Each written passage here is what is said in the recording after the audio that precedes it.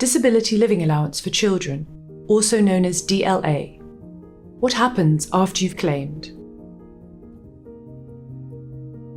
When we receive your DLA claim form, we will send you confirmation by letter or by text message.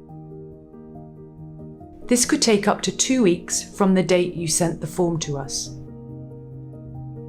When we have reviewed your form, we may contact you or anyone you have named for more information. We will only contact people named on your form if you have given us your consent. We will then send you a decision letter. This will tell you if the child can get DLA. If the child has been awarded DLA, the letter will tell you the day the award starts from and how long the award is for.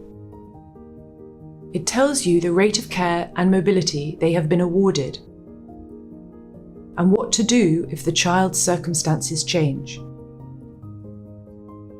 The decision letter also tells you what to do if you do not understand or you disagree with the decision. It is important that you tell us about any changes in the child's circumstances straight away so that we pay the correct amount of DLA.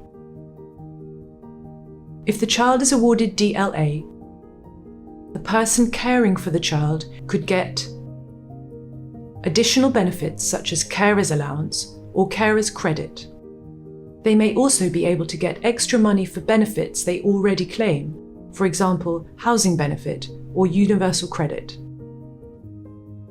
When the child's DLA award is due to end, we will send you a renewal claim form. You should complete and return the form to us. This is so we can decide if they can be awarded DLA again.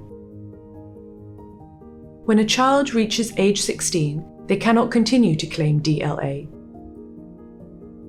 They will instead be invited to claim Personal Independence Payment, also known as PIP. There is more information about this in our video called When a Child Turns 16. For more information on Disability Living Allowance for Children, you can go online to gov.uk/DLA-child.